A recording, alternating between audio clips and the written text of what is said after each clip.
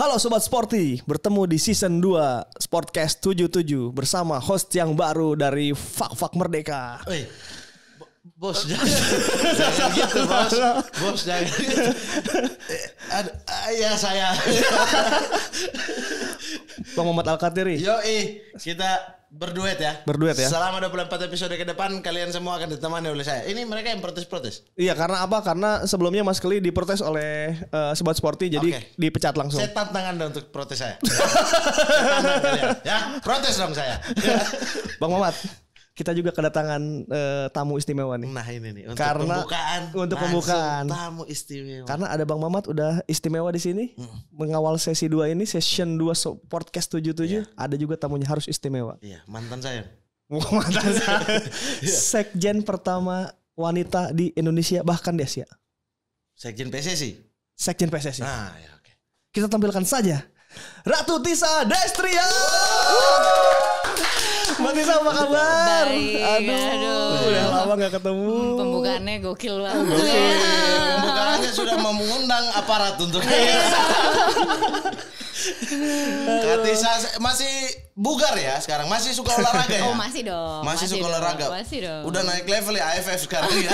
Olahraganya udah gak di ini udah gak di nasional olahraganya. Kamu di sini refreshing. Gak usah inilah, gak usah terlalu main di jurang. Ini olahraga. Oh iya olahraga. Bahasnya olahraga. Kok jurang? Ini apa gitu olahraga Asia Tenggara. Kebugaran. Kebugaran gitu. Mbak Tisa tuh datang khusus buat saya. Tuh lihat jaketnya R. Ripan. Bukan dong. Apa? Rios. Aduh. Mbak Tisa, aku mau nanya dong, kalau Ratu Tisha itu bapaknya juga kan TB ya, tuh bagus. Itu iya, ada keturunan Banten ya? Benar, ada turunan Banten. Dari mana? Dari Banten, dari Serang. Iya. Oh, dari Serang. Aku Pandeglang. Iya. Anyer saya.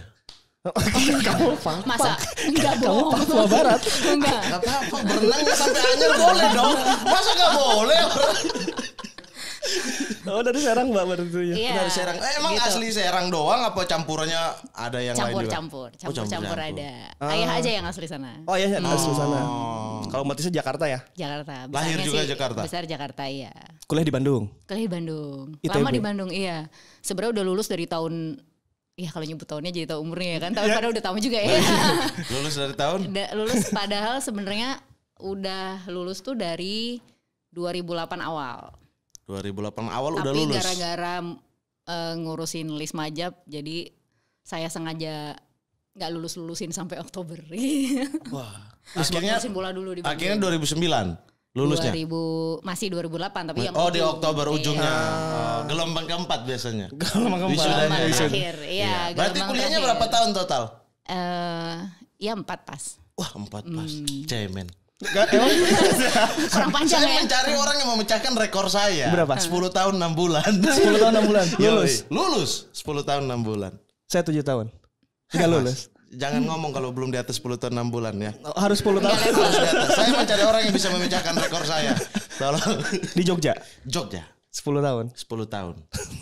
Kok nggak berubah jadi nggak ada logat Jawanya? Gak bisa emang. Kemampuan linguistik buta ya. Gak bisa. Padahal 10 tahun loh. 10 tahun. 10 tahun. Oh, berarti dari Bandung list majab. Udah dari list majab udah ngurusin bola dari kuliah. Iya, udah lama. Dari SMA malah. Dari SMA. Emang suka berarti dari dulunya? Emang suka. Karena orang tua apa Mbak Tisa sendiri yang? Ya kalau orang tua sih emang pasti ngajakin nonton gitu kan. Ya fans sepak bola Indonesia pada umumnya lah. Kan semua orang pasti di Indonesia suka bola. Ya. Jadi dari ayah itu sering ngajak ke stadion, sering nonton di TV juga pastinya ngikutin. Akhirnya pas SMA jadi serius gitu. Terus jadi suka nge-manage juga. Oh ternyata di balik manajemen sepak bola seru juga nih, manajemen tim nih gitu. Harus ngurusin macam-macam dari mulai teknis, pelatihan sampai operasional gitu. Jadi suka aja di situ dan udah mulai dari SMA. Gitu. Dari SMA udah. Jarang-jarang ya ada cewek yang suka bola dari SMA. Dulu kita serius banget ngurusin waktu SMA. Sampai ngurus ya. Jadi zaman itu kan belum populer tuh. Pada misalnya komunitas punya website atau apa kan nggak ada tuh ya tahun-tahun segitu gitu. Itu kita sampai bikin. Masih surat menyurat. Kita sampai bikin. Faksimili. Jamrut aja masih pakai kata faksimili. Iya benar masih lah. Liriknya 2003 tapi nggak tua-tua banget. Iya sih, standar lah. Nggak lewat pos juga enggak. Email ada email. Tapi harus ke perpustakaan ya kan. Iya, ke perpustakaan. Iya enak kalau ke perpustakaannya ada komputer. Isinya rak kosong doang kalau saya. Perpustakaannya nggak ada apa-apa. Ya itu kita tuh sampai bikin websitenya, sampai bikin stiker, sampai bikin gerakan. Pokoknya serius dia ngurus bolanya. Dari SMA lanjut ke kuliah di Bandung. Lanjut ke kuliah di bikin liga ya gitu ya. Iya, gitu. Berarti memang akar sepak bolanya itu kan banyak orang yang bilang nih ya, maksudnya Katisa aji mumpung aja masuk di PSSI waktu itu ya, jadi sekjen dan lain-lain, atau tiba-tiba jadi pewarna nih. Karena belum ada perempuan, ini mau kesetaraan, harus ada perempuan juga di dalam sepak bola biar sepak bola putrinya. Kan banyak obrolan kayak begitu ya. Ternyata semua orang salah bahwa memang akarnya udah dari sepak bola udah dari dulu ya. Iya, udah dari dulu. Kalau menurut saya sih, bagi saya nggak ada tuh orang yang suka bola tiba-tiba. Pasti itu yang namanya cinta sama sesuatu hal yang passion, yang seperti hobi, art misalnya, sports, itu udah pasti mendarah dagingnya dari dulu. Pasti ketika usia belasan tahun. Bukan karena ini kan pacar suka bola. Bukan kan. Biasa gitu tuh ya orang-orang. Emang gitu. lu suka bola gara-gara pacar lu suka bola? Bukan, saya pernah putusin pacar karena dia gak suka bola. Saya jangan pernah nonton Juve malahan. kan kamu lagi sakit. Saya kenal Juve lebih dulu daripada Anda. Putus. Iya, pernah gitu. Tapi ada cewek-cewek yang berusaha suka karena cowoknya suka ajak nobar. Iya. Akhirnya suka. Kemarin aku nonton bola gitu cerita-cerita lagi jijik banget. Kemarin waktu Barcelona itu Ronaldonya gocekannya bagus lah. Ronaldo kan Madrid. Kalau Matisa kebalikannya? Iya, kebalikannya. Diputusin? Enggak, kebalikannya. Mutusin gara-gara cowoknya gak suka bola? Bukan gak suka gitu, keseringan ngelarang pas lagi saat ngurus. Wah, cowok macam apa? Gak bisa memang itu. Gokil, sama kita. Gak bisa. Kok sama apa? Sama tadi saya juga kan mutusin karena keseringan ngatur. Aduh, berarti sepak bola bisa memecah belah ya? Oh tidak, sejatinya sepak bola itu mempersatukan. Itu pada putus? Iya benar juga sih. Oknum. Oknum doang nih kan 2 orang gak bisa diambil kesimpulan dong. Iya. Nah tapi itu berlanjut terus ya dari kuliah. Terus setelah kuliah apakah vakum cuma nonton doang? Karena kan udah gak ngurus lagi di dalam kampus sendiri kan? Enggak, tetap lanjut. Waktu setelah dari kuliah itu kita karena serius banget tuh ngurusin bolanya. Dan waktu itu kan PSITB itu adalah bagian dari Liga Persib. Jadi saat itu juga terlibat di dalam pusaran sepak bola yang liga amatirnya juga tuh di bawah Liga Persib. Jadi dari mulai udah keluar kuliah aja kita masih terus ikutan Liga Persib dan masih terus ngurusin Liga Persib sampai akhirnya beberapa turnamen tuh juga terlibat lah, kita juga yang ngurusin tuh. Nah setelah itu karena kita ngebangun untuk statistik sepak bola saat itu dari PSITB ya di Bandung gitu, terus berlanjut ke kita bikin company khusus untuk provide statistik data sepak bola. Itu terus berlanjut tuh sampai ikut World Conference Soccer and Science, sampai ikut World Conference Football and Science, nulis jurnal dan gitu-gitu.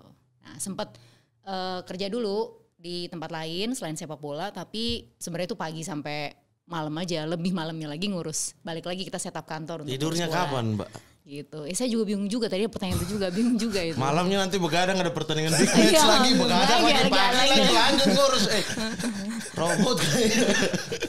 Itu berarti udah ngurusin statistik sepak bola dari tahun di medio 2008-2007. Iya, jadi kita udah mulai itu tuh udah dari lebih awal lagi malah. Jadi tahun-tahun 2005-2006 itu udah mulai riset-riset pencarian data tentang itu. Saat itu kan data belum populer ya gitu. Jadi kita coba dari apa yang kita punya dulu nih. Tim kita sendiri gitu, kita catat dengan baik performa fisikalnya dan lain-lain gitu, sampai akhirnya bisa ngebawa tim naik secara perlahan-lahan. Nah akhirnya kita seriusin mulai pada saat selesai dari kuliah, lebih serius lagi ngurusnya. Sampailah di tahun-tahun tersebut tetap berlanjut tuh, dari tahun ke tahun kita selalu ikut jadi conference internasional tentang sport science itu adanya 2 tahun sekali atau 4 tahun sekali. Nah kita selalu ikut tuh di dalam hal itu sampai kita yang nulis sendiri jurnalnya. Gitu. Tadinya peserta doang, akhirnya kita ikut nulis jurnal dan papernya gitu.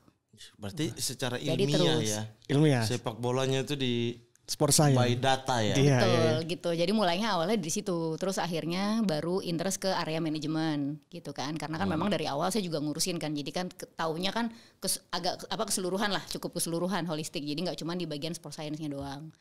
Akhirnya dari situ berpikir nih ini harus lebih serius lagi nih gitu karena kalau emang kita pengen sesuatu menjalani sesuai passion kita ya kita harus rela mengorbankan yang lain lah. Kita harus fokus di situ. Ya. Akhirnya saya coba tuh untuk ikut di program FIFA Master untuk S2 khusus mengenai sepak bola gitu.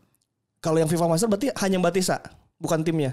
Bukan, cuma saya aja. Itu individu ya berarti Iya, ya? individu, Oke. individu. Jadi itu program master degree, jadi S2 lah ya gitu, persis sebagai S2 di 3 tempat. 1 di Inggris, di Italia, dan terus di Swiss. Itu belajar apa aja Mbak? Belajar football humanity atau sports humanitarian lah, jadi kayak humaniora, sejarahnya, politiknya seperti apa, sepak bola tuh berasalnya dari mana, olahraga tuh dulu diberlakukan sebagai apa gitu. Kenapa sih misalnya contoh supporter sepak bola itu nggak bisa duduk berdampingan? Coba kalau kita nonton rugby, pasti duduk berdampingan. Nonton bulu tangkis, pasti duduk berdampingan, nggak dipisah tuh supporternya. Kenapa kalau di bola itu harus dipisah? Jadi itu ada histori-historinya itu kita pelajarin. Itu jawabannya apa Mbak? Oh ini ntar jadi kelas working.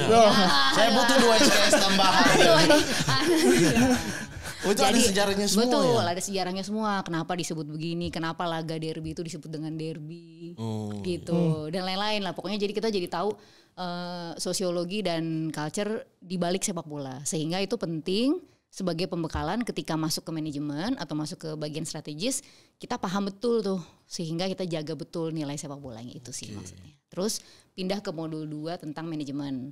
Di sini mulai belajar finance, pengelolaan klub, pengelolaan federasi, pengelolaan industri sepak bola lainnya, misalnya kayak di area broadcasting dan lain-lain, entertainment. Kemudian pindah ke modul 3 itu tentang legal. Jadi tentang player transfer, gimana legalitas untuk di sepak bola itu seperti apa, hukumnya kayak apa, tentang football loh. Berapa persen APBD dipakai buat klub? Gak ada. Dulu kan masih zaman APBD masih dipakai buat klub kan. Zaman itu kan, sekarang kan udah gak boleh. 2007-an itu sering banget tuh. Ada satu daerah miskin karena bolanya bagus. Nah itu FIFA Master kan konsepnya ideal ya. Ketika Mbak Tisa terjun di sepak bola Indonesia itu diterapin gak ini? Maksudnya sejalan gak sih sama yang terjadi di sepak bola Indonesia itu?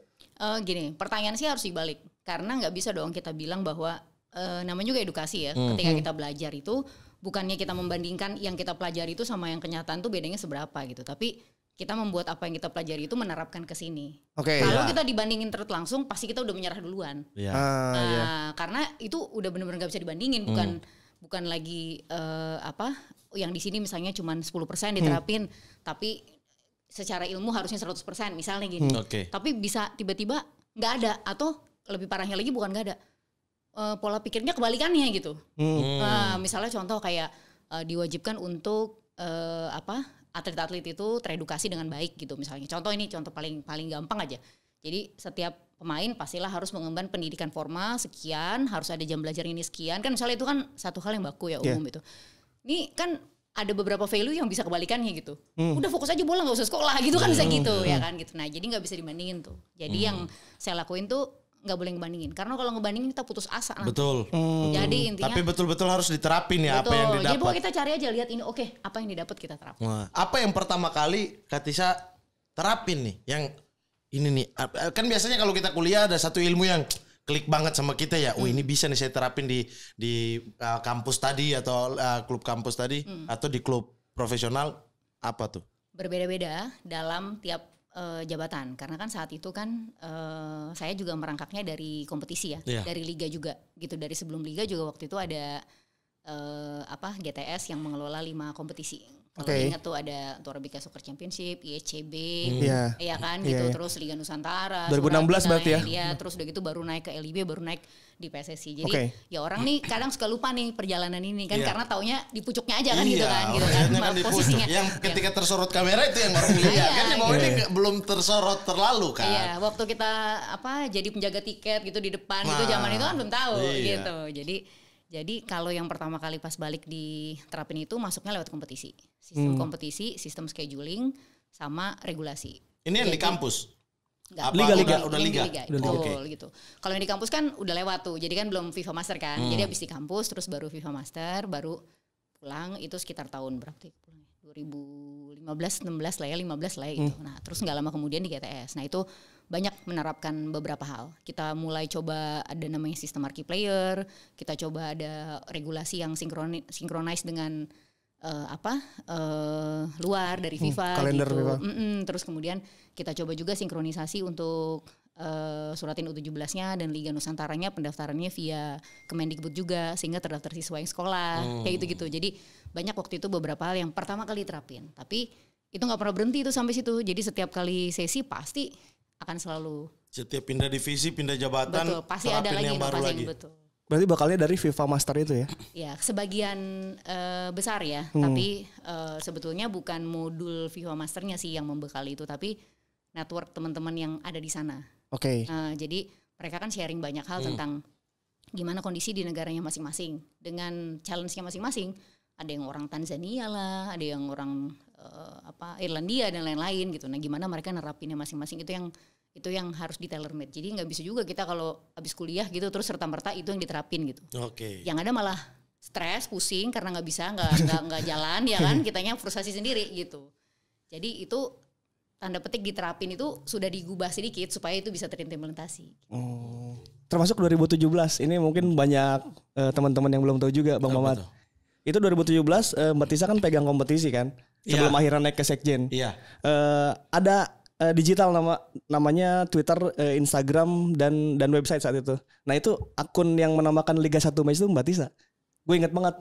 Karena gue ada di situ. Akun itu ya? Iya, akun yang namanya Liga 1 Match yang sekarang jadi akun resmi kompetisi. Kan kompetisi. Di 2015, 2016 itu belum ada akun resmi kompetisi ya Mbak. Betul. Oh, nggak peduli medsos? Iya. Nggak peduli. Orang nggak peduli dengan branding, bagaimana orang menonton pertandingan nggak peduli itu. Termasuk iya. Iya betul, saya baru tahu di 2018 maksudnya mulai saat itu mulai ada mulai award ada akun resminya dengan Twitter, dengan Instagram orang mulai lihat. Jadi kalau sobat sporty yang melihat sekarang ada akun Liga 1 Match, nah itu lumayan rumit Mbak waktu itu menentukan namanya mau nama apa nih, karena kan itu era Liga 1 tuh berarti 2017 kan. Setelah era sebelumnya gitu ada era baru namanya Liga 1. Nah, kita bikin nama akunnya apa? Nah, itu Mbak Tisa yang yaudah deh Liga 1 Match, Liga 2-nya Liga 2 Match. Nah, itu pulang ini saya mention nih. Apa? Ini dinamain Tisa. Akun ini saya sudah tahu siapa yang bikin akun ini pertama kali. Itu sama-sama kerja tim semua lah pastinya. Gitu kan sama teman-teman kemarin. Ini tahu persis nih kan waktu itu sempat terlibat ya. Terus kita kan sempat bikin Kenapa nggak ajak-ajak? Mau inovasi digital juga waktu itu ya, kayak bikin websitenya, mulai bikin ada itu mulai digitalisasi PSSI dan liganya. Saat itu emang masyarakat Indonesia sadar kok gitu ada perubahan signifikan di dalam mengelola digitalnya. Iya, termasuk gue juga baru tahu bahwa ketika pemain keluar itu kan wasit sama pemain bareng-bareng tuh yang ambil bola. Nah, itu tuh bola tuh termasuk dalam bagian promosi gitu. Jadi kan bola kan sebelum ini kalau ngiklan nggak tahu bolanya ngiklan bola tuh gimana gitu. Jadi sebelum wasit masuk itu ambil itu salah satu dari bagian iklan. Gue baru tahu kameranya di zoom itu ya. Iya. Di bola tiba-tiba tangan wasit. Iya. Jadi itu tuh sebenarnya diatur dalam tata cara regulasi juga, nggak tiba-tiba. Jadi regulasi di dalam pengelolaan juga itu ada berbagai macam jenjang dari mulai kompetisinya sendiri sampai marketingnya, sampai medianya, sampai match operationnya gitu-gitu. Itu beberapa hal yang Katisa terapkan justru setelah FIFA Master itu. Betul gitu. Artinya ada hal-hal yang didapatkan juga yang dikombine sama yang sudah terjadi di Indonesia. Benar gitu. Nah itu ya semuanya sih bisa terrealisasi ya saat itu memang alhamdulillahnya kerja sama timnya cukup baik juga ya. Juga anak-anak yang bekerja juga sangat mendukung, support terhadap perubahan. Jadi mereka juga senang sekali menerima itu. Ya dan muda-muda semua ya? Ya mix lah. Mix ya? Mix. Tapi dekatnya sama yang muda-muda nih. Biar sefrekuensi ya. Hai sis gitu. Tapi soal gak pernah tidur itu Mbak Tisa bener loh, saat itu saya ngerasa Mbak Tisa online melulu. Iya parah. Itu waktu istirahatnya gimana sih Mbak? Saya belum pernah menanyakan ini sih. Mbak Tisa tuh sebenarnya waktu itu pengen nanya sih, cuman ya Ya ngapain juga gue Atau nanya-nanya. jangan-jangan lulusan ABRI nih. Tidur 10 menit cukup nih. Itu gimana ngatur tidur karena jam 4 subuh tiba-tiba harus ada pertandingan yang diganti gitu, ganti jadwal, ganti ini harus kerjasama dengan broadcast segala kan, dengan venue. Harus selalu berhubungan ya dengan semua perangkat ya. Iya, nah itu gimana bang ngatur jadwal istirahat, jadwal. Ini inget aja lagi jadi pertanyaan jadi makin susah ya kan. Karena waktu itu kalau ditanya pasti ada. Dia inget faktanya gitu kan, jadi gue juga jadi gak bisa ngindar ya. Itu fakta, tidak boleh bilang oh saya nggak pernah gitu. Gimana ya ngaturnya itu jadi kayak pokoknya bagi saya itu waktu krusial itu cuman dari jam 12 sampai jam 3 itu waktu krusial. Malam. Malam. Jadi lewat-lewat dikit tuh mungkin 12:30 sampai jam 3 itu waktu krusial. Jadi kalau misalnya dari jam segitu tuh kita nggak tidur, itu pasti nanti bisa berefek pada kesehatan. Entah nanti lebih capek, entah lagi lebih sakit, entah jadi apa. Pokoknya waktu krusial tuh itu gitu. Jadi kalau dalam keadaan yang harus terjaga, standby, misalnya ada hal-hal yang penting gitu, itu pasti saya cuman tidur di jam itu aja. 3 jam berarti sekitar 3 jam lah kurang atau lebih. 2 lah atau 1,5. Siang enggak lagi, enggak ngecas setelah. Pokoknya itu, tapi terkadang kalau misalnya memang sudah lagi harus terjaga kayak misalnya contoh waktu di liga atau misalnya waktu di PSSI atau misalnya sekarang nih kita harus kejar deadline, ada berapa kan dalam sebulan nih kan pasti ada dong waktu-waktu yang kerjanya itu harus tumpuk, harus tumpuk jadi monitor kan gitu karena timingnya seperti itu dan cukup krusial karena nggak bisa ditunggu besok soalnya kan jamnya kan tektokan dengan orang lain ya kan harus approval orang tiba-tiba terbang ya kan atau apa gitu jadi dan harus take itu. Nah kalau itu saya ngaturnya gitu jadi kalau misalnya enggak ya udah nanti ya bisa dilanjutin tidurnya gitu. Bisa diatur gitu ya. Saya nggak bisa 12 lanjut jam 9. Gitu. Itu 9 kalau belum 12 jam belum puas kayaknya. itu tuh triknya tuh. Triknya saya sendiri ya, tips and triknya sendiri kalau lagi ngatur memang harus siaga gitu. Tapi kalau misalnya emang masih bisa ditunda besok sih ya tidur aja gitu. Tapi bisa. Serumit apa sih sampai segitu? Maksudnya saya kan di luar nih. Yeah. Kalian orang dalam ya? Oh, enggak. Mati saja. Iya maksudnya ya di dalam tahu Mbak Tisa susun jadwal dan lain sebagainya gitu kan.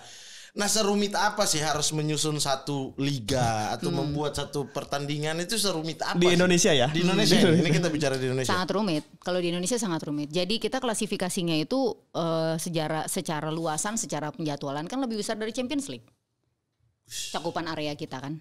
Jadi waktu itu yang di Liga juga kita juga sempat punya riset itu berapa ribu jam sih itu seolah-olah seperti kita bolak-balik total waktu jarak tempuh pada saat full home and away itu kalau dibandingin itu seperti 7 kali jarak bumi ke bulan bolak-balik. Itu totalnya. Jadi untuk jadwal seluruhnya itu jarak tempuh seluruh. Jadi mengelola Liga Indonesia ini sangat kompleks, nggak bisa dibandingin dengan hanya bikin turnamen, nggak bisa dibandingin sama yang lain, nggak. Karena satu masalah jarak gitu ya, 2 masalah perbedaan waktu, yang ketiganya juga masalah kesiapan infrastruktur yang berbeda-beda di setiap tempat gitu. Tapi kita tidak bisa juga mengelompokkan karena competitive advantage-nya nanti jadi berbeda. Karena tim yang di barat, di timur, di tengah itu tidak sama secara competitiveness level. Jadi kalau kita hanya membagi-bagi kan agak sulit. Jadi kalau misalnya itu benar-benar kompleks gitu. Nah, tapi reason kenapa sampai harus siaga gitu kan jadi kita itu waktu itu memaksa untuk melakukan scheduling dengan cara lebih komprehensif dan home and away 9 kali jadwal pertandingan itu inovasi itu baru pertama tuh waktu itu dilakukan gitu. Jadi dari manajemen juga ya dari atasan saya sendiri juga saat itu untuk bisa push bahwa oke, kita coba dengan inovasi ini. Nah padahal kita secara tim kan ya bisa dibilang siap nggak siap gitu, tapi harus siap sehingga kan saya yang mengawasi ini kan bertanggung jawab penuh gitu, jadi harus ready gitu kalau tiba-tiba ada miss kan merugikan banyak pihak gitu, sehingga itu harus siaga gitu, itu sih gitu. Sebenarnya nggak kenapa-kenapa, kadang pada saat waktu tertentu lagi partai-partai krusial atau apa itu ya saya bangun aja gitu. Misalnya away ke Persiwo Wamena gitu-gitu kan. Krusial banget ya, ada penerbangan apa enggak. Iya kan. Penerbangannya cukup enggak muat semuanya gitu kan. Gitu-gitu. Itu sih gitu. Jadi kalau misalnya bisa dibilang rumit, itu sangat rumit tapi bukan berarti nggak bisa dilakuin gitu. Tapi SDM-nya saat itu kan masih minim ya gitu kan. Kurang orang dan lain-lain gitu dan masih harus kita. Tapi saat itu dari manajemen itu benar-benar dan itu ini juga lah ya gitu dari arahan dari PSSI juga pastinya waktu itu dan dari manajemen Top PT Liga juga mau untuk berinovasi gitu. Jadi kita push lah gitu. Tapi merelakan itu semua karena kecintaan terhadap sepak bola. Oh iya dong. Gokil. Itu jangan-jangan kenapa Persipura sama Persiraja degradasi musim ini? Kenapa? Biar jarak bumi ke bulannya makin tipis. Itu rahasia umum, Anda jangan bongkar di sini. Anda jangan bongkar di sini. Tolong diedit ya bagian. Saya bukan membongkar. Apa? Berasumsi. Tapi itu sudah asumsi itu sudah dimulai sebelum liga mulai. Jadi bisa jadi fakta. Karena sudah diprediksi. Nah, tapi kita masuk ke waktu zaman-zaman menjadi seorang sekjen. Setelah kompetisi akhirnya masuk sekjen. Masuk sekjen tuh. Ada banyak hal kan. Maksudnya kita melihat wow ini seorang perempuan ini kok bisa ada di tengah-tengah pusaran laki-laki yang senior gitu. Maksudnya artinya semuanya kan berpengalaman tuh di situ mengelola PSSI dan ada tiba-tiba the Wonder Woman Ratu Tisa ada di situ gitu. Sama nggak bekerja sebagai sekjen? Ini kan punya posisi, punya jabatan. Dibandingkan yang mengatur liga, yang masih punya bos lagi gitu. Beda sih, pasti beda. Jadi beda. Kalau yang satu kan sifatnya lebih ke arah teknis ya. Jadi kan kalau yang satu lagi tuh sifatnya sebagai regulator body gitu. Jadi kita bukan pelaku nih, tapi kita pemerintahnya tanda kutip, governing bodies-nya dari sepak bola gitu. Jadi mengatur regulasi gimana supaya tatanan di bawahnya itu bisa bekerja dengan baik. Jadi ini pola pikirnya harus berubah. Kalau misalnya masih dengan pola pikir yang sama, yang ada kita yang ngerjain gitu loh jadinya, ya kan? Karena secara teknis gitu. Nah beruntung juga para senior lah itu juga mereka benar-benar saya bisa belajar banyak lah dari mereka semua gitu untuk bisa ngasih tahu saya celahnya, terus kemudian tatanan regulasi yang dulunya udah pernah dilakukan dan gak berhasil, dan paling penting gak berhasilnya kenapa gitu. Sehingga bukan berarti dipecahkan bersama-sama lagi ya. Jadi bukan berarti kita nggak akan melakukan itu lagi gitu kan, mungkin caranya aja gitu. Contoh salah satu paling gampang adalah program yang kita cetuskan saat itu untuk increasing performance dari Elite Pro Academy. Kayak kan yang namanya Garuda Select gitu saat itu. Nah, itu sebetulnya adalah hasil riset kita tentang Primavera. Ya, tidak semuanya itu buruk gitu. Tapi kurangnya itu adalah bukan satu tim yang dikirim, tapi kita kan menciptakannya, developmentnya kan pemain, bukan mendevelop tim kita kalau pada satu usia itu gitu. Akhirnya kita bikinlah sesuatu hal yang lebih lagi, jadi continuous gitu. Dan itu tidak boleh juga diambil kalau tidak dari kompetisi yang close competition. Misal contoh itu. Jadi ada hasil-hasil riset yang dulu yang sebetulnya ada yang baik. Ini ngomongin program, ada ngomongin regulasi misal contoh. Regulasi tentang pemain. PSSI dahulu kala punya peraturan organisasi yang lumayan cukup komprehensif gitu dari segi administratifnya, dari segi apa. Nah, ketika kita pindah ke era digitalisasi, ini seperti apa nih peraturan yang mau kita ubah, terus disesuaikan dengan yang FIFA gitu. Jadi kalau di yang area sekjen saat itu mikirnya itu lebih ke arah apa ya, halayak orang banyak. Saya selalu bilangnya itu bahwa ya saya ini kerja buat anak-anak saya gitu. Siapa nih anak-anak saya ini? Ya anggotanya PSSI, Asprof, klub gitu. Klubnya nggak cuma klub Liga 1, Liga 2, Liga 3 yang ada, tapi yang semua yang terdaftar gitu. Ada 1.000 gitu lebih. Saya masuk Asprof Popobar gitu. Jadi anaknya. Saya jadi anak juga ya masuk Asprof. Jadi ya kita ya kerja untuk anggota gitu kan. Karena kan kalau kesekretariatan jenderal itu kan badan administratif, bukan dipilih gitu kan, tapi ditunjuk. Jadi ya kita as professional, kita bekerja sesuai dengan arahan ketua umum dan eksekutif komite, nggak boleh lepas dari situ. Tapi untuk siapa kita bekerja gitu ya, untuk ke bawah, untuk anggota gitu. Beda tuh pola pikirnya dengan di liga. Iya, menjadi pemerintah saat itu. Iya betul. Iya, membuat governing regulasi. Betul gitu. Terus soal tekanan Mbak, itu kan pasti sekjen pertama wanita di Indonesia. Terus ya menjadi sorotan lah. Terus tekanan kan dari sana sini ya, mungkin dari dalam juga, terus netizen. Ini orang-orang kayak dia kan asal aja ngomongnya Mbak. Kalau di timnas kalah pasti wah sekjen yang disalahin Mbak Tisa. Oh tidak pernah itu. Anda bisa cek catatan media sosial saya. Saya tidak pernah melawan ibu ini. Bagaimana mengatasi tekanan yang hampir dari segala penjuru saat itu ya? Emang sih itu saya sendiri juga kaget ya, karena pada saat datang itu bukannya kayak planning mengejar ya, karena saya nggak pernah tuh mengejar yang kesana gitu, nggak pernah kepikiran, kita ngurus bola aja terus gitu, ngurus terus, akhirnya lama-lama naikin gitu. Jadi nggak pernah yang memang udah dari dulu mengincar, sehingga bisa dibilang saat itu ya siap nggak siap. Yang bikin saya pertama kali langsung wah gila ini harus harus lebih banyak lagi menenangkan diri dan harus lebih banyak lagi tenang itu adalah pada saat diundang AFC karena ternyata itu sekjen pertama perempuan di Asia. Oke. Oh di Asia juga? Iya, jadi di Asia belum pernah ada. Jadi saat itu jadi bukan cuma di Indonesia ya? Bukan hanya di Indonesia, saya pikirnya hanya di Indonesia. Jadi saat itu saya pas diundang, saya langsung kaget gitu kan. Oh, saya juga nggak tahu gitu kan. Maksudnya nggak tahu yang mana kan karena ada banyak negaranya juga lebih dari 40 gitu. Jadi ada 46 lah kalau nggak salah. Jadi setelah saya kalau nggak salah setelah itu Laos ya mengikuti juga. Jadi saat itu baru terrealisasi bahwa ini sesuatu hal yang sangat besar dan jadi sorotan gitu kan. Karena jujur selama ini ngurus bolanya selalu di balik layar gitu. Benar-benar mulai dari ibaratnya tukang catat penjaga karcis, latihan fisik di pinggir lapangan Sabuga lah gitu kan. Udah berapa pemain saya nih berapa putaran nih kalau nggak nih putaran nih ntar saya ini gitu. Dari situ gitu kan memulainya gitu. Jadi pada saat itu akhirnya prepare untuk apapun yang terjadi jalannya mesti nggak boleh goyah gitu karena pasti aral melintangnya banyak gitu. Jadi kalau saya sih cara mengatasi tekanannya itu saya nggak pernah. Saya selalu berpikir ketika orang itu masih respon terhadap kita, apapun itu responnya, itu artinya mereka peduli. Peduli. Sepakat. Kamu gak pernah peduli berarti? Hah? Tadi tidak ada catatan terhadap Mbak Tisa? Bisa dicek ada.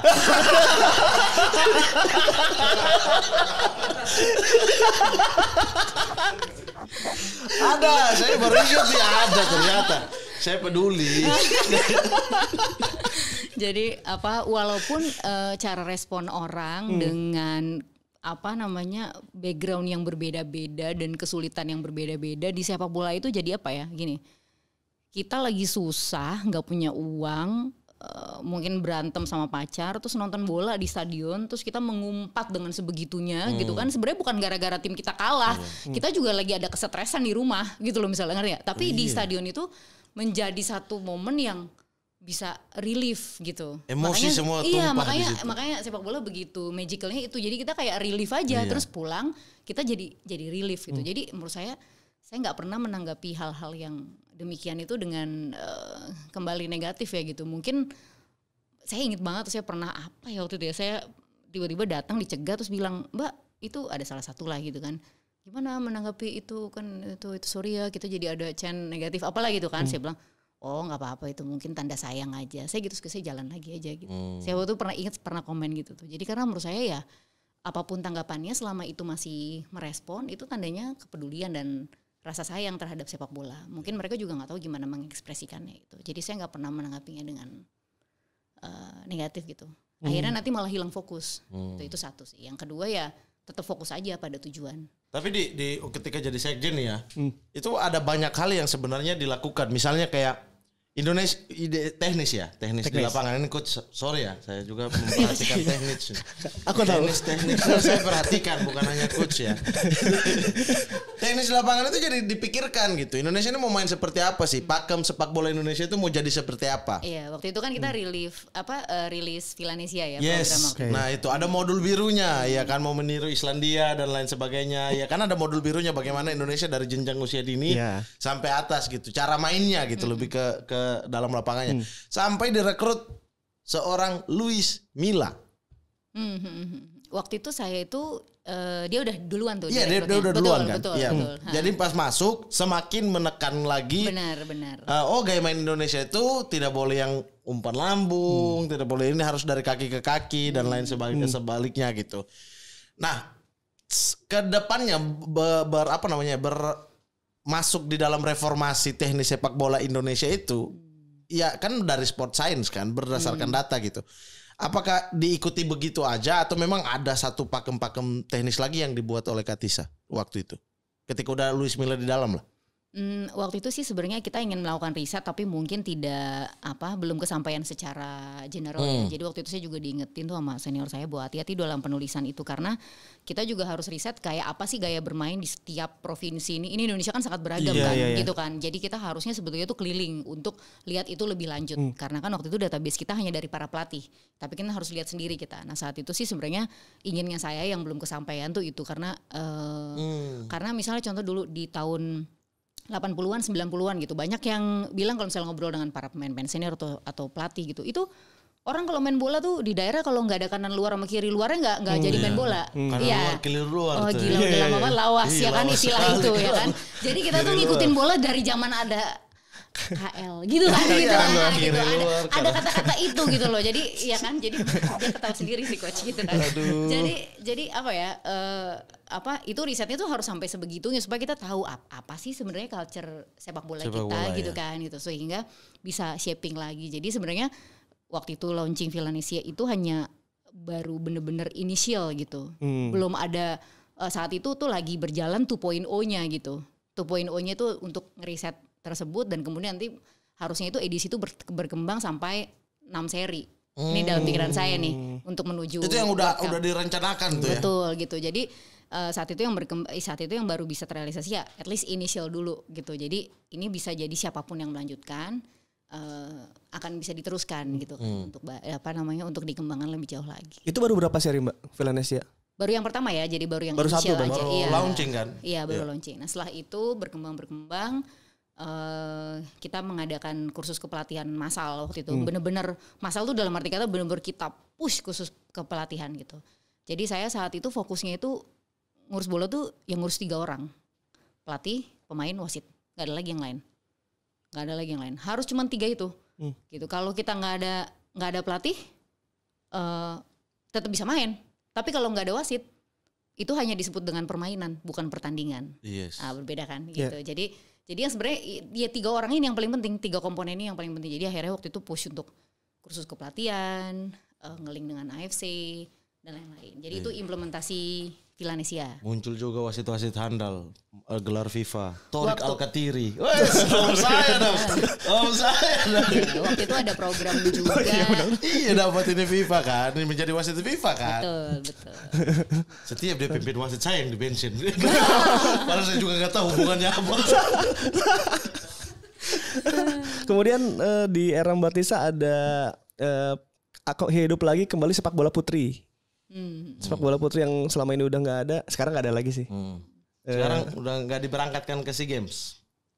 Sepak bola putri. Iya. Nah, zaman Mbak Tisa tuh sempat ada kompetisinya ya, sempat dihidupkan kembali. Terus kita masuk tuan rumah Piala Dunia.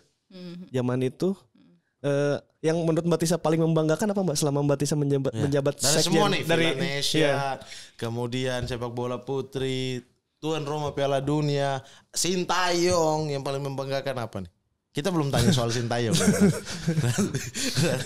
Kok banyak nih pertanyaan. Itu kan prestasi bukan ini. Terus yang kami sebutin itu prestasinya dari Mbak Tisa.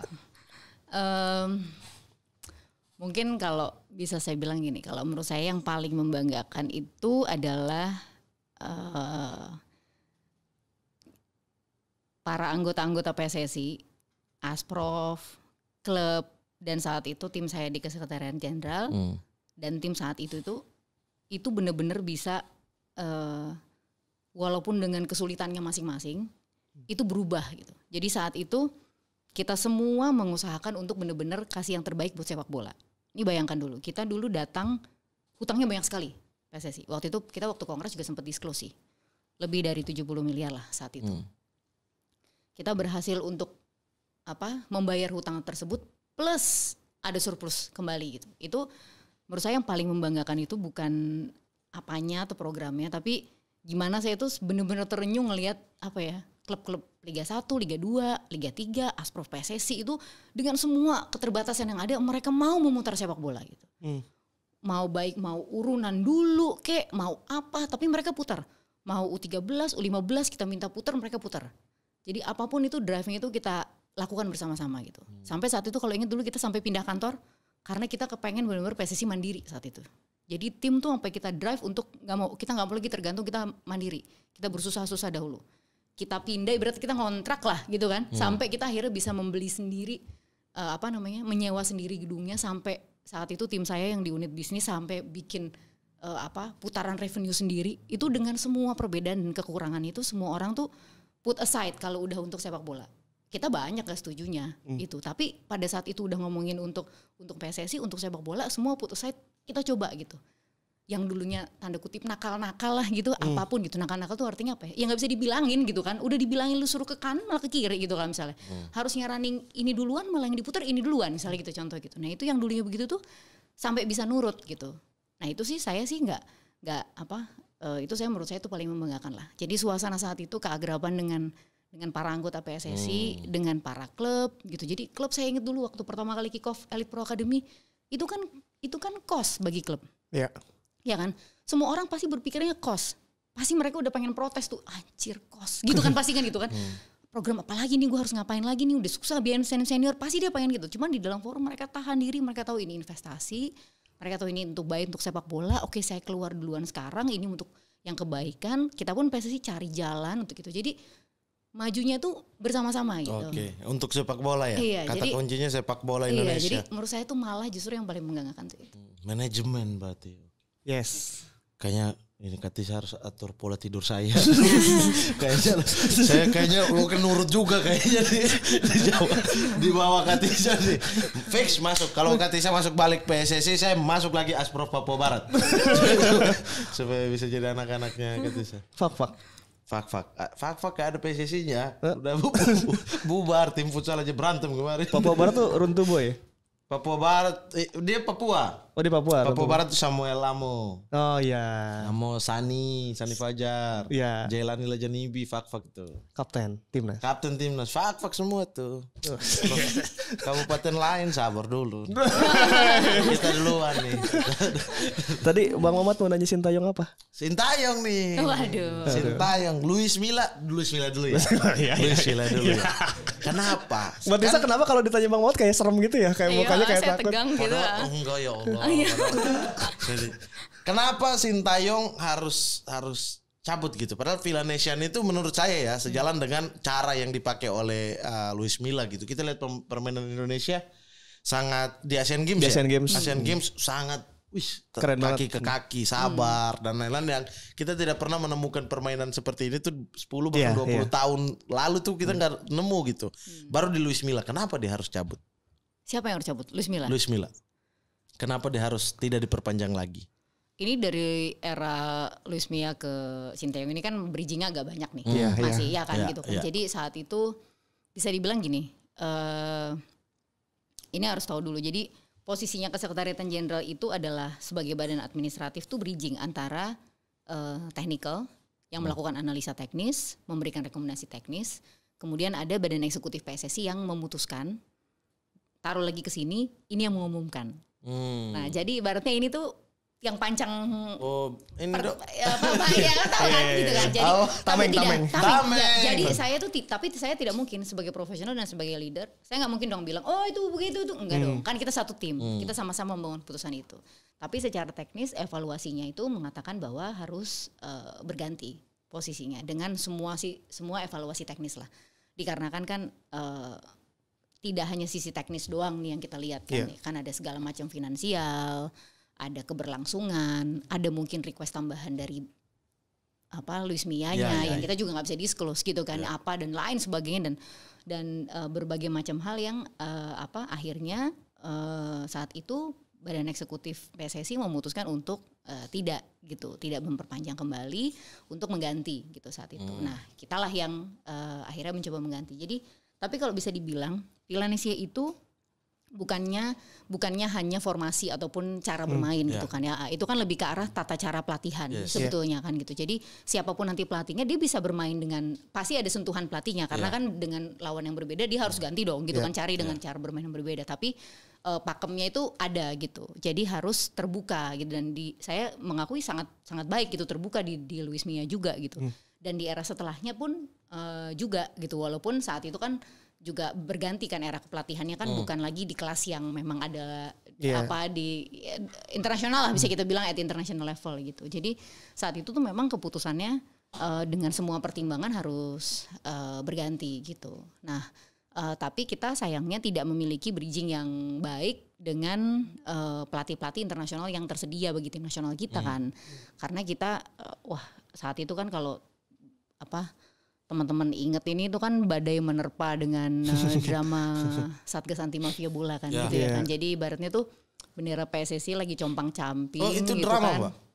saya megangin saya megangin gitu kan megangin bendera itu karena apa? Karena di mata internasional kita lagi bidding Piala Dunia. Iya. Oh, iya kan? Boleh lah kita dihajar kanan kiri dengan ini dalam negeri, tapi di mata internasional nggak boleh runtuh ini kita kan itu. Jadi kan abisnya setelah itu kan itu jujur pasti adalah sedikit banyak pasti mengganggu manajemen yang ada gitu kan pada saat itu gitu. Itu sih jadi banyak alasan ya, bukan betul. hanya karena dia tidak cocok atau prestasi, tidak semata-mata itu ya. Tidak semata-mata itu gitu kan, karena kan ada permintaan Luis Milla juga yang kalau kita sanggup mending pelatih lain gitu-gitu kan. Iya, itu dan masyarakat mengerti kok saat itu ada terpecah memang, tapi beberapa banyak yang sangat paham gitu bahwa kalau Luis Milla minta naik atau minta tambahan atau minta ini ya mending cari yang di bawah ini atau itu. Nah, terlalu pilihannya kan Sintayong sendiri mengakui kan bahwa yang di Bang Batista hubungi saya, yang ketemu saya adalah ini kacau. Ini Ratu Tisha.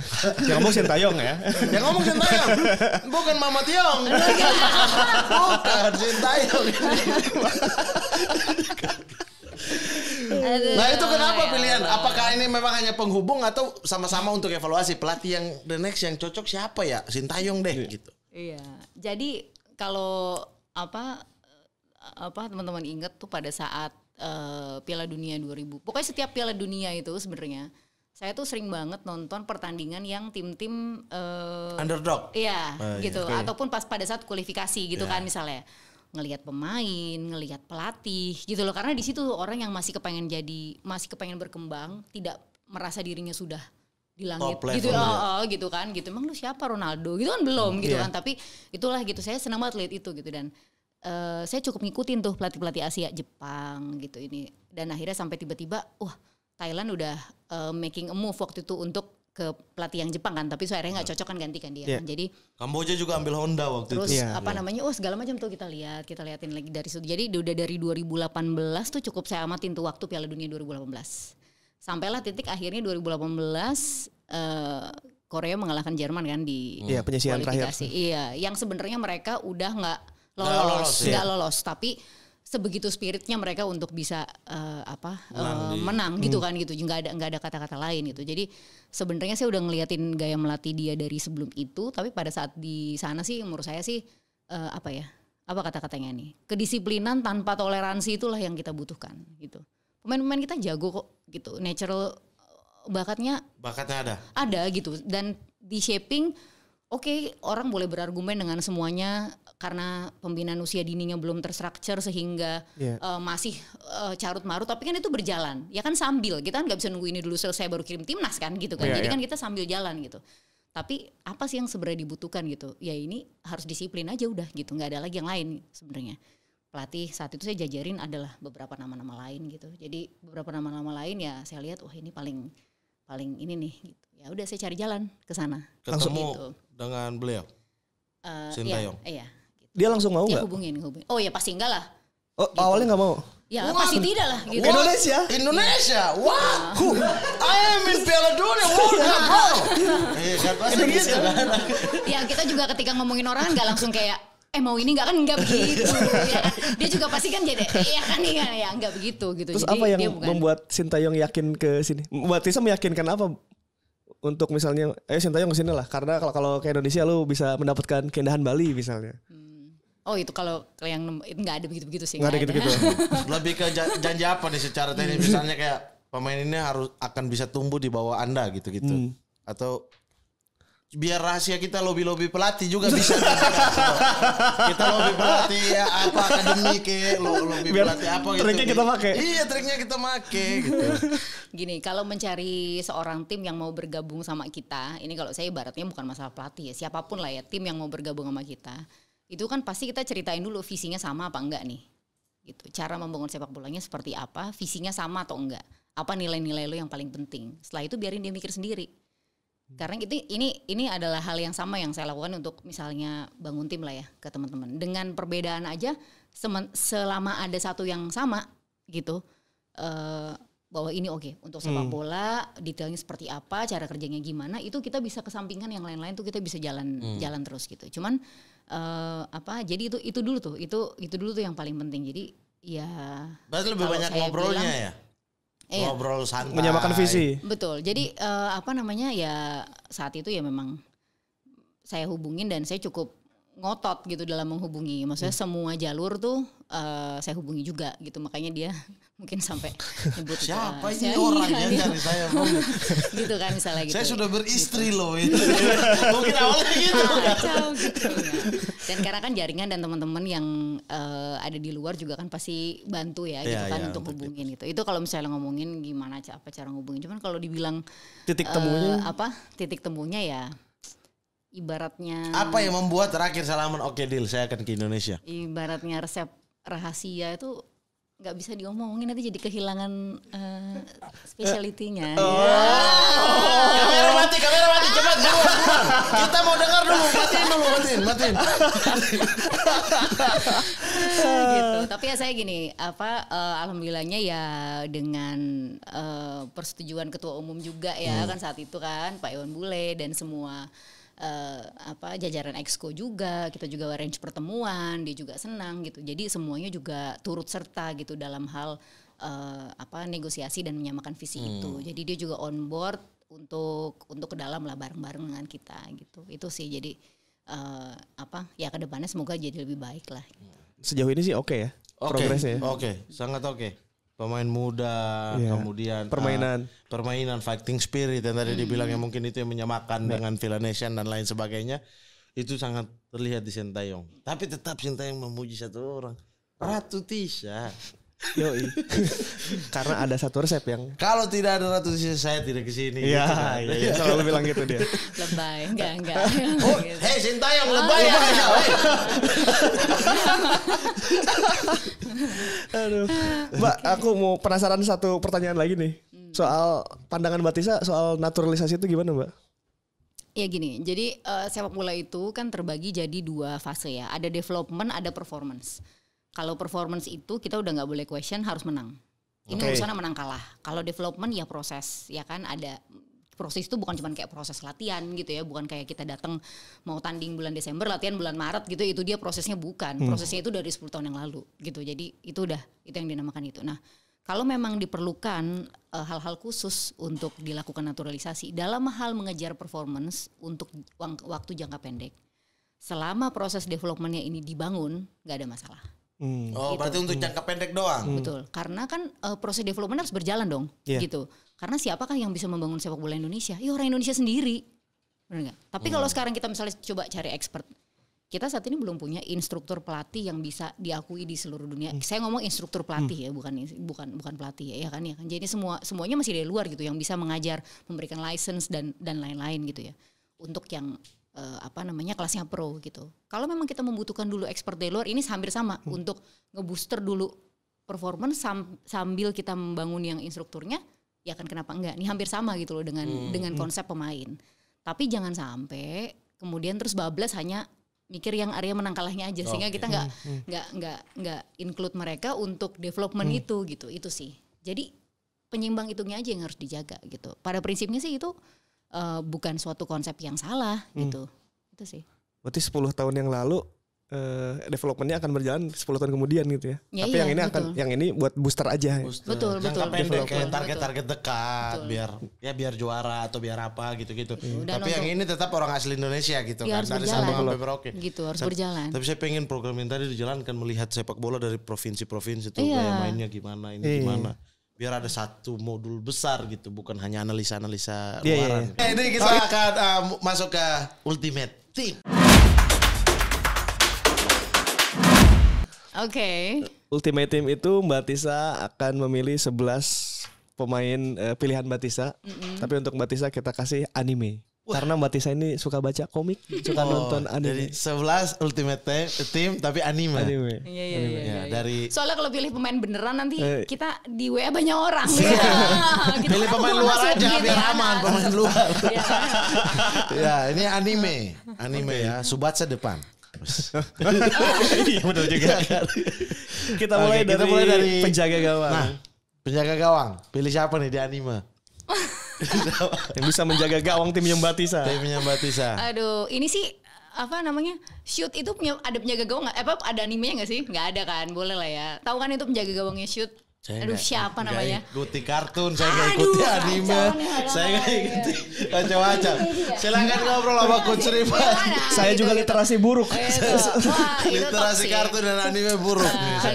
Itu harus dia tuh. Shiraishi. Kalau Shiraishi. benar. Oke, Shiraishi. Kalau gitu sebelah kirinya harus Kazuhiro. Kazuhiro. Ini film apa? Comic shoot. Komik show. Supaya nggak boring, strikernya nggak boleh Toshi gitu. Oh, ini banget nih apa? Ringing banget nih gitu kan. Iya. Untuk pusing back kanan Mbak. Jadi di kiper udah ada Kenji Shiraishi, back kiri Kazuhiro. Oke. Oh, bukan, Kazuhiro bukan back kiri. Oh, bukan. Kazuhiro wing. Wing, gitu. oke. LW. Betul. Kiri luar. Anjir, ya Allah, sorry. Kan tadi udah Lepaskan Katisa, lepaskan. Lepaskan. Kalau udah tahu kayak gitu, kayak tahu gitu loh, saya ngurus bolanya dari kapan. Ngerti gak sih ya kan gitu kan. Makanya saya tuh heran tadi gitu ada kuis, tiba-tiba ada kuisnya tebak apa lagu yang masa kini, saya udah mulai stres. Karena gaulnya bapak-bapak gitu. Sukanya megang hati yang lawas-lawas gitu kan. Ku tatap mega. Lagu-lagu anak ITB itu. Oke, terus Kanan.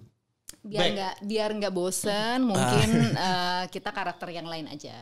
Saya mau right wingnya itu Usop. Usop Nawawi. Uston. Ini lu juga jadul semua ya. Tadi kira lu. Sumpah. Saya bacanya dulu zaman SMP SMA RPUL kan. Atlas gitu-gitu. Buku-buku gini gak masuk di sana. Aduh. Gak ada di perpustakaan juga. Aduh gitu. Aduh apalagi ya? Siapa lagi ya? Mungkin right backnya kalau depannya Usop mungkin belakangnya Tanjiro. Oke. Terus mungkin Tanjidor. Oke.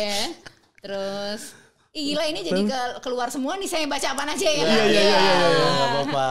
Aduh kacau juga ini, gimana ya. Keluar semua juga, kita nggak baca apa-apa ini. Conan midfielder. Iya kan gitu. Oh Conan boleh juga sih midfielder. Iya. Boleh. Ya, kan lebih pinter ya. Iya. Ya boleh. Berarti Conan ya? Boleh. Midfielder kan, pinter kan. Boleh. AM dong. AM. Nih saya yang pilih nih untuk Katisa. Iya. Kalau di sini istilahnya udah itu ya, RW sama LW ya kan. Iya, udah kiri luar kanan luar. Udah model terbaru. Ada tau gak striker gantung? Lu gak usah turun, gantung aja di depan ya. Striker gantung ini udah di depan doang. Tipikal Ibra gitu kan. Iya, kita kalau bilang gitu kan, posisinya apalah komentator luar negeri ya, kita bilang itu striker gantung. Striker gantung. Tipikal Ibra. Oke, terus tengahnya lagi taruh Zoro deh. Zoro. Zoro ini? Taruh Zoro. Iya. Itu Jepang ya? Iya, sama yang satu lagi ini taruh yang sama-sama pedang juga, Sasuke. Tahu dong, tahu. Bukan. Sasuke kan. Mau taruh siapa, Sailor Moon. Oke, coba. Kalau zaman Bang Mamat ini SB ini tulisannya, bukan cewek. SB. SB atau ini libero. Aduh, gila, ini gara-gara kanan luar kiri luar jadi begini. Kita center backnya. Ingat umur aku langsung. Center backnya mungkin Frankie sama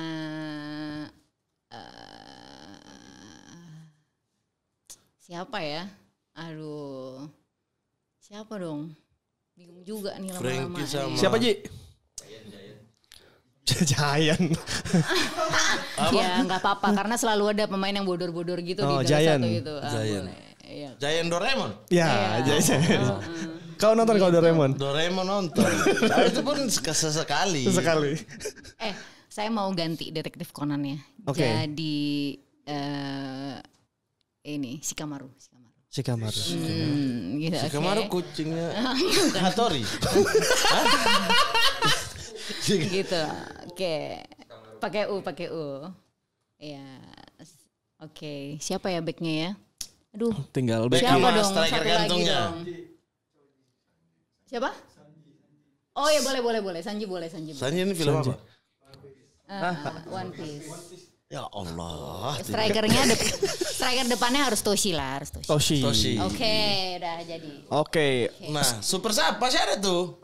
Super subnya satu pemain yang dia masuk the right man in the right place. Super sub itu sosial tuh Iya benar. Sosial super terbaik. Masuk golin kan gitu lah. Waduh.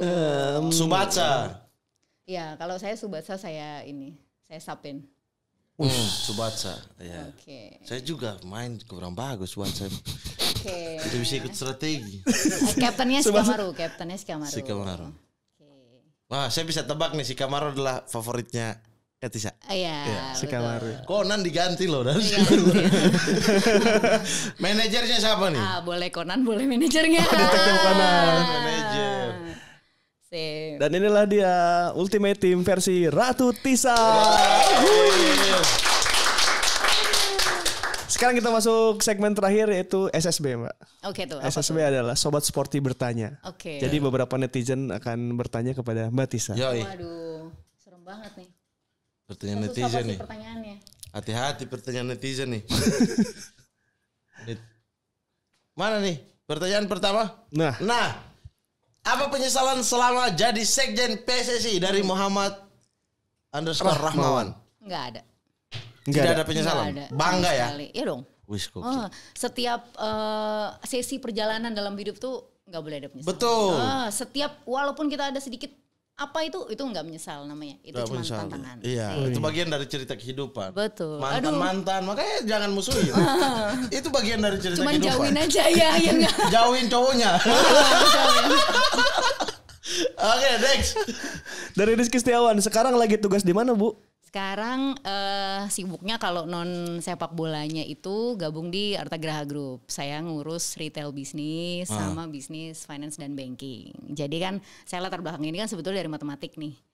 Jadi banyak juga beberapa ngurusin di industri lain. Pusing saya. Karena sukanya juga bisnis nih sebagai entrepreneur. Jadi sibuknya di situ itu satu. Yang lain halnya kalau ngurusin bolanya tetap. Masih ya? Tapi kita terlibatnya lebih ke arah grassroots di area akademi ataupun di area SSB dan gitu-gitu. Oke, sepak bola tidak pernah 10 tahun lagi. Untuk apa? 10 tahun lagi kan itu menjadi modal Indonesia kan. Oh iya. Pembinaan. Oke, next. Ridwan Dwi Kurnia nitip tanyain aja Min. Oh, numpang tanyain aja Min. Kapan mau bukber sama aku? Saya pukul kau ya. Aneh-aneh pertanyaan. Next. Saya aja mau ajak gugup dari tadi. Kapan Indonesia bisa masuk Piala Dunia dari Hanifa Rifaik? Kalau kita lihat dari mulai program-program yang harusnya waktu itu pernah disusun ya dari tahun 2016-17. Jadi saat itu 2015 tuh saya bareng dengan Komite Sinergi PSSI saat itu dan pejabat yang ada saat itu membuat book untuk Indonesia tahun 2045.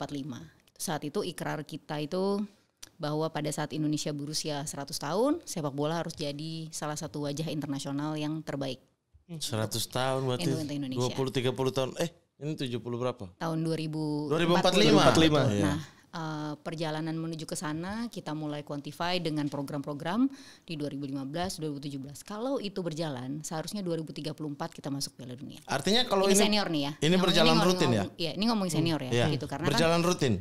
Kalau program yang sudah disusun itu. Betul, dan dikembangkan lagi harusnya karena kan inovasi harus terus berjalan dong, gitu kan. Jadi apa ya, kita itu bisa bicara itu dengan berdasarkan apa yang kita plan sekarang gitu. Betul. Jangan bermimpi nih gitu. Kalau itu ini udah lewat, kita udah lewat nih. Kalau kita memimpi, kita udah tahun berapa kali, mungkin tahun 30-an kita mimpi aja gitu. Dulu mungkin ketika ngariung bareng atau apalah gitu, kita nggak bisa bilang itu. Nah, kita coba petakan jalannya. Jadi apabila itu berlangsung, karena kita harus melewati banyak hal milestone-nya. Kita belum pernah bisa bersaing usia muda kita. Siapa bilang usia muda kita menangan? Memang kita pernah juara AFC U19. Memang kita pernah juara AFC U16? Enggak pernah. Kita hanya juara turnamen amatir. Kita hanya juara turnamen AFF. Gitu loh. Kita harus tingkatin lagi levelnya. Betul. Bukannya itu tidak baik, bukannya itu tidak membanggakan. Tapi kita harus naik lagi levelnya kalau kita memang mau bersaing gitu. Kita harus tidak boleh puas gitu dengan posisi cari kita. juara, Jangan kita puas gitu dengan title itu saja. Kita harus naik lagi. Taklukkan dulu level Asia, kemudian taklukkan dulu level Olimpiade, taklukkan dulu Piala Dunia U17, U20 jenjangnya.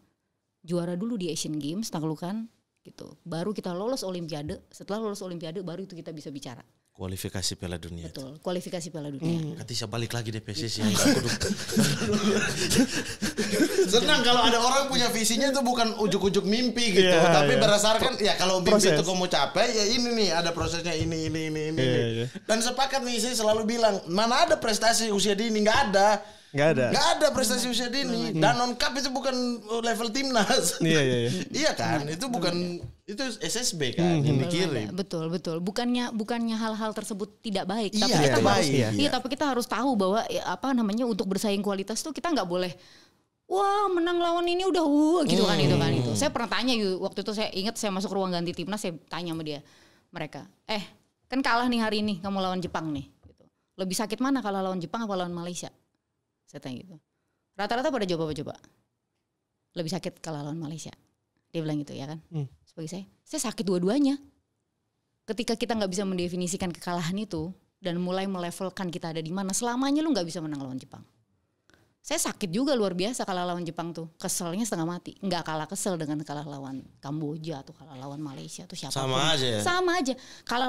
Tanding lawan Brazil bukan berarti emang kita levelnya di bawah, emang nggak bisa begitu. Kalah ya lu kalah gitu. Tinggal dicari kenapa kami kalah, gitu. Kenapa ini gitu. Dan spirit fire-nya itu nggak boleh berbeda, nggak boleh fire kekesalannya itu lebih gede lawan Malaysia dibandingkan dengan kalah lawan Jepang, tuh nggak bisa gitu. Itu artinya jadi kita siap juara gitu. Kita siap juara. Jadi kita nih harus siap juara. Jadi levelnya harus naik lagi, lagi gitu. Jadi kalau jawab pertanyaan ini ya itulah. Harusnya kalau itu berjalan 2034 kita lolos. Oke. Ini next dari Abi Fauzan P. P-nya apa nih? Peran SSB untuk usia dini itu apa ya? Soalnya ada 2 SSB yang anak saya ikut kan, itu cenderung pelatih ikut kemauan orang tua. Di latihan rutin ini siapa yang pilih nih pertanyaan ini? Ini curhat nih ya. Curhat dong Tis. Iya dong. Iya dong. Oke, kita baca ulang.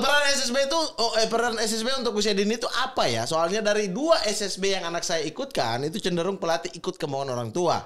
Di latihan rutin anaknya jadi back. Begitu turnamen ortunya protes, minta itu anak jadiin penyerang. Pelatih nurut baik lagi. Lucu banget. Ini nih kadang ya kita ini ketawa di sini, tapi memang ini kondisi di lapangan ini emang begini gitu kan. Ya mungkin dia takut kali dikejar ibu-ibunya gitu loh kan pelatih. Jadi memang nih kalau mau ngomongin peran SSB seharusnya dia ada di lingkaran pertama sebelum Elite Pro Academy. Jadi memang ini utamanya harusnya pembinaan dulu terhadap skill individu, kedisiplinan, kecintaan pada sepak bola.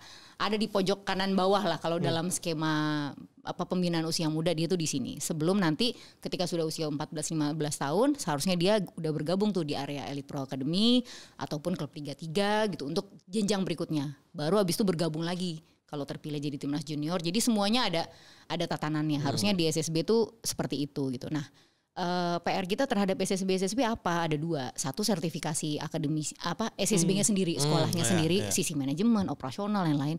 Satunya lagi sertifikasi pelatihnya gitu. Bukan hanya sekedar sertifikasi tapi monitoring juga gitu. Misalnya ini pelatih udah lisensi C atau B gitu misalnya, atau di SSB lisensi D gitu. Tapi monitoring dari technical team yang ada di PSSI ini harus berjalan gitu. Udah ngapain aja kalian ini? Apa reportnya gitu. Itu yang seharusnya kita jalankan sehingga hal-hal kayak gini ini bisa diantisipasi di awal, misalnya dengan adanya briefing kepada orang tua di awal atau misalnya perjanjian kesepakatan dengan orang tua gitu. Nah, tidak bisa dipungkiri ini menjadi kondisi lapangan yang ada. Maka dari itu memang kesadaran orang tua akan apa sih pola latihan SSB yang benar itu dan dia ada di bagian mana, itu harus dikasih tahu dari awal gitu. Kalau enggak ya semua bisa jadi pelatih ya kan. Iya. Tahu-tahu di belakang, "Ayo ganti gitu kan pelatih, gitu. Iya Bu, siap. Oke, dari dari Rido Inajaya. Kenapa Kenapa sepak bola wanita terlihat mati lagi setelah ditinggal Ratu Tisha? Enggak, perasaan kamu aja. Ya tapi itu termasuk 12 olahraga yang sudah diumumkan Menpora tidak berangkat ke SEA Games. SEA Games loh nggak berangkat. Padahal kemarin baru ikut Piala Asia. Ini kalau yang ini ditanyain sama saya, terus kita jawab kan terbias, ya kan. Jadi iya yang saya bias. sih, Mending tanya sama sekjen sekarang Anda. Iya kan karena sekarang kan yang dapat itu tanya aja gitu. Tanya aja ke yang sekarang. Ayo, ini kita buka puasa aja sekarang. Oke. Itu tadi pertanyaan dari Sobat Sporty ya. Ya, Sobat Sporty sudah bertanya. Terima kasih banyak. Ditunggu pertanyaan-pertanyaan berikut di episode-episode nextnya ya. Dan sebelum kita mengakhiri perjumpaan ini Mbak Tisa, kita ada FUT. FUT yang harus ditandatangani ini kayak begini nih. Oh, oke. Wow. Yang minta ditandatangani. Yang ini mana nih? Ini ada Ratu Tisa, kelahiran 85, senyum 99, Workolit 24 per 7. per 7. Never sleep ya. Never sleep. Grup WhatsApp 274. Kita nggak tahu ada grup WhatsApp di Mbak Tisa ada berapa ratus nih. Udah pasti banyak Biasanya banget. ada grup dalam grup. Iya, itu makin banyak lagi. Iya. Iya kan. Ada grup tapi kita bikin grup lagi loh. Enggak ada 2 orang itu di dalam. Terus abis bikin grup terus bilang kita semua harus mengutamakan kebersamaan. Anda sudah tidak pakai asas kebersamaan. Sepak bola cinta misterius 77. Waduh. Dek Tisa min 66. Nah ini waktu menjabat sekjen Mbak Tisa tuh sering dipanggil Dek Tisa sama netizen. Betul, benar. Tapi itu menanggapinya santai aja Mbak ya. Santai aja lah, ngapain buat apaan ya kan itu. Iya, kan semua kecuali itu ibaratnya kata-kata yang apa gitu kan. Ini kan sapaan gitu. Iya, betul. Iya, betul juga. Ini kita minta ditandatangan ya Mbak. Warna apa? Warna emas. Warna apa? Silver. Ini. Silver, oke. Oke. Di mana ditandatangannya? Bebas Nak. Jangan di bendera sebelum aparat datang nih. Jadi mending jangan di bendera. Oh, ada macam-macam di bendera ya. ya. Iya. Oke. Bebas Mbak. Waduh, susah juga nih. Oke, nanti untuk Mbak Tisa juga kita ada. Yang ini nggak usah digantung sini boleh nggak? Di mana? Saya bawa pulang. boleh. Thank you. Kita juga ada oleh-oleh Mbak dari Riors. Oh, oke. Nah, dari Riors nih. Terima kasih. Ini juga selalu setia nih menemani sepak bola Indonesia. Thank you.